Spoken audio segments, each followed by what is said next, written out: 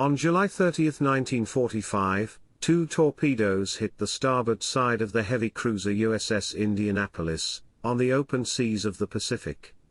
Alone on the surface, traveling without escort, she sunk 12 minutes later, leaving the survivors at the mercy of the Pacific. However, this is not the story about the sinking of the USS Indianapolis, nor is this the story about the agony of survivors. This is a story about cargo, delivered by USS Indianapolis, to Tinian Island on the 26th of July 1945. The mysterious cargo was loaded on USS Indianapolis, on the 16th of July 1945, in San Francisco, and it was accompanied by several officers and civilians. In that cargo was uranium, and other parts required for the assembly of what will later become known as, a little boy, the first atomic bomb ever to be used in the war. The atomic bomb was developed by a group of scientists, who operated under the code name Manhattan Project. Manhattan Project started in 1942, and it was scientific research, that operated in secrecy, under oversight and support of the US Army and government. The project was so massive, that at its peak more than 130,000 persons were involved, operating in various locations, production plants, and laboratories all over the United States and Canada. The secrecy surrounding the project was so high, that Harry Truman, a vice president at the time, did not have any knowledge about Manhattan Project, until he becomes the president. However, the secret was very difficult to keep, given the number of persons involved.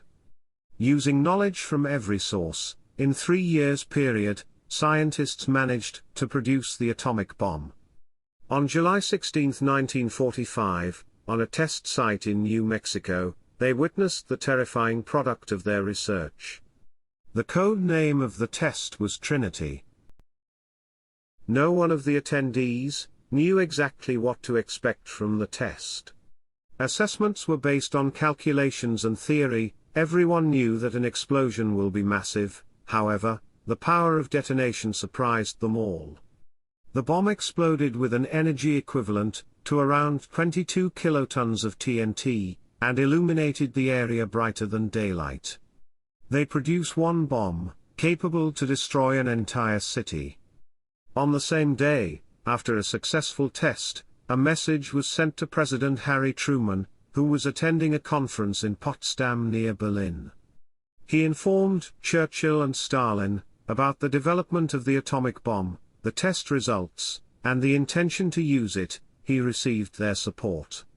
Harry S. Truman was Franklin Roosevelt's vice president.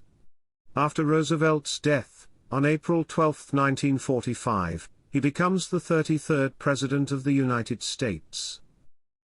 During the Potsdam Conference, on July 26, 1945, a Potsdam Declaration was adopted, by the representatives of the United States, Great Britain, and China. Declaration defining terms for the Japanese surrender. After the German capitulation in May 1945, Japan remained the only country, of the Axis powers, still in the war. The progress on the Pacific theater was steady but costly. As American forces approached Japan, Japanese resistance grew fiercer. Experience and high casualty rate, from battles on Iwo Jima, and especially from the Battle of Okinawa, convinced military planners that an invasion of Japan Islands would be a costly and long campaign. The invasion of Okinawa gave the Army and Navy planners an insight into what to expect during the invasion of Japan. Okinawa was not an island occupied by Japanese forces, it was a part of Japan itself. In addition to the Japanese army, the Americans also had to deal with hostile civilians, who also took part in the fighting. The Navy, on the other hand, had to deal with a new threat, suicide attacks by kamikaze pilots. The combination of the fanatically hostile civilian population, and kamikaze attacks convinced planners of the attack on Japan, that the losses of troops would be enormous. The casualties were estimated in the range of 250,000 to 500,000 men. However, the most pessimistic casualties estimate climbs up to several million of American and British troops.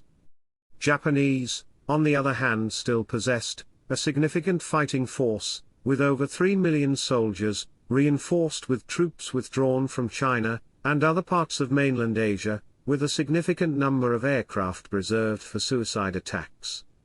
They made their defensive plans. These plans included the involvement of the civilian population. There is no question that the invasion of the Japanese islands would be a heavy campaign that will last for several months, and the casualties rate would be high on both sides. In these circumstances, President Truman did not have much choice. He had to do everything in his power to win the war, using all the means at his disposal, including the atomic bomb. Since the Japanese government rejects the Potsdam surrender demand, the faithful chain of events started. On July 25, 1945, a day before Potsdam Declaration was adopted, an order for a bombing mission, with a list of potential targets, was issued. A date of bombing mission was set for the beginning of August. Another tool was necessary for a successful mission. A plane, capable to carry the huge bomb, with an operating range sufficient to reach Japan and get back. Back in 1938, a development of such an airplane began. The airplane was a Boeing B-29 Superfortress, a long-range strategic bomber. The development of B-29 was one of the biggest tasks in the history of aviation.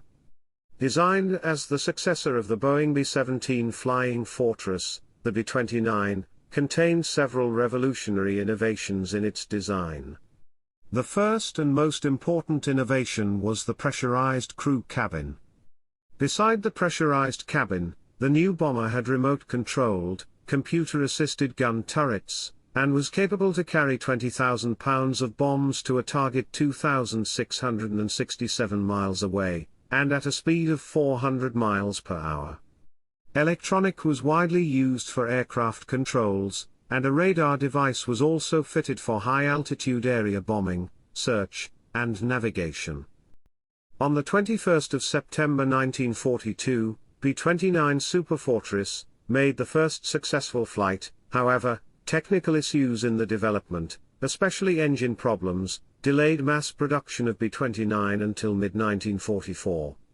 Because of this, B-29 was only dedicated to the Pacific theater. The first combat action, Superfortress, saw on the 5th of June 1944, when 77 B-29s, launched from India, bombed the railroad shops in Bangkok, and elsewhere in Thailand. Bombing raids from air bases in China and India proved to be very difficult, due to logistical problems. Supplies routes to India were very long, and even more difficult was to get supplies in air bases in China. A new place for air bases was needed. The solution to this problem was to capture the Mariana Islands. From the bases on the Mariana Islands, a large number of Japanese cities, including Tokyo, will be in the range of B-29. US forces invaded Saipan on the 15th of June 1944, and Saipan was secured by the 9th of July 1944. Operations followed on islands Guam and Tinian, with all islands secured by August of 1944. By capturing the Mariana Islands, the Air Force gained a base that was easy to supply. Naval construction battalions began the construction of air bases suitable for the B-29, even before the end of ground fighting. By the end of October 1944, air bases on the Mariana Islands were completed, and the first bombing missions of Japan began. One of the airfields on Tinian Island will become a base of the 509th Composite Group, a special unit, organized with a goal to drop an atomic bomb. The 509th Composite Group was under the command of Colonel Paul Tibbets. Paul Tibbets was an experienced pilot, who flew as a pilot of a B-17 bomber over Europe and North Africa. He was also involved as a test pilot in the development of B-29 bomber, a perfect man for the command of this specially formed unit. He will also be a pilot of maybe the most famous B-29 in history, Enola Gay. 509th Composite Group was formed in December 1944, and it was equipped with factory-modified B-29s. Modifications were done in accordance with instructions given by Colonel Tibbets. These modifications included an extensively modified bomb bay, reversible pitch propellers that gave more braking power on landing, improved engines with fuel injection, and a better cooling system. All protective armor and defensive weapons except tail gun were removed. This was done to reduce the overall weight of the airplane, and to give the plane a greater speed and operative altitude. During the summer of 1945, the 509th Composite Group was deployed on Tinian Island. In early August, everything was ready for the mission. Orders were issued, training was completed, and the bomb was assembled. The date for the mission was set for the 6th of August 1945. The combat crews of the Hiroshima mission were briefed on their targets and operational flight data on the 4th of August 1945. Hiroshima was set as the primary target of the mission. Kokura and Nagasaki were secondary targets. Depending on the weather conditions over the target, the mission commander had to decide where to drop the bomb during the flight. Colonel Tibbets decided to lead the mission. He chose the plane with serial number 4486292. This plane had been personally selected by him, on the recommendation of a civilian production supervisor, while it was still on the assembly line. B-29 with serial number 4486292, was given the name Enola Gay, after Tibbets' mother, a day before the mission on the 5th of August 1945. Besides the Enola Gay, 2 more planes compose the bombing group.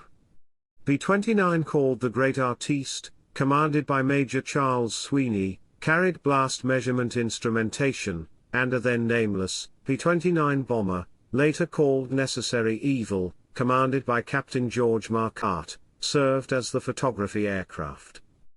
On the early morning on August 6, 1945, while the night was still on Tinian Island, 3 planes took off. Flying separately, they met above Iwo Jima 3 hours later, to form the formation. During the flight on Enola Gay, the bomb was armed. All that remained was to select the target. As Tibbets approached Japan, he received the radio message about the weather above Hiroshima. The weather conditions above Hiroshima were clear, cloudless, and with good visibility. The decision was made: the bomb will be dropped on the primary target. A radio message was sent to ground control containing just one word: primary. Approximately 1 hour after Tibbets received the weather report, and almost 6 hours after takeoff, just a few minutes after 9 a.m., the city of Hiroshima was on site. Enola Gay started bomb run, and controls were handed over to Bombardier, Major Thomas Ferriby. At 9:15 a.m. Tinian time, or at 8:15 a.m., Hiroshima local time, a little boy was released, from the altitude of 31,000 feet. The nose of the Enola Gay rises 10 feet, as the 9,700 pounds of cargo was released. Tibbets immediately pulls the Enola Gay into a sharp 160-degree turn to the right. At 9:16 a.m. Tinian time, or at 8:16 a.m., Hiroshima time, after falling nearly 6 miles in 43 seconds, little boy explodes, 1,968 feet above Dr. Shima's clinic, 550 feet away from the aiming point. The explosion was massive. The bomb released the energy equivalent of 16 kilotons of TNT. A huge mushroom cloud rose over the city. The destruction of the ground was horrifying. The temperature, at ground level directly beneath the blast, reached 7,000 degrees Fahrenheit. The blast wave spreads fire in all directions at speed of 984 miles per hour. The temperature was so high that a bronze statue melts, and even granite stones. The explosion incinerates 5 square miles of the city, surrounding the impact zone. More than 2/3 of Hiroshima buildings were demolished by the intense blast and firestorm. Hiroshima at the time had approximately a population of 340,000 to 350,000 civilians as well as 43,000 soldiers.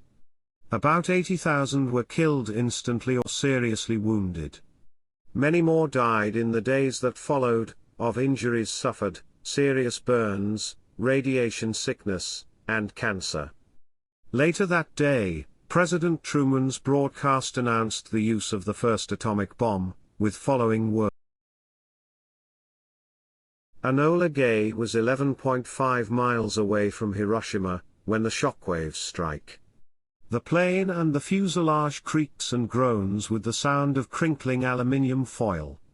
The flight was resumed, and the plane did not suffer any damage from the shockwave. About 3 p.m., almost 12 hours after takeoff, Enola Gay landed on Tinian Island. 3 days later, on August 9, 1945, another atomic bomb, called a Fat Man, was dropped on Nagasaki. It was too much for Japan. On the 15th of August 1945, Emperor of Japan Hirohito, in his first radio broadcast, announced the surrender of Japan. The guns went silent, Second World War was over.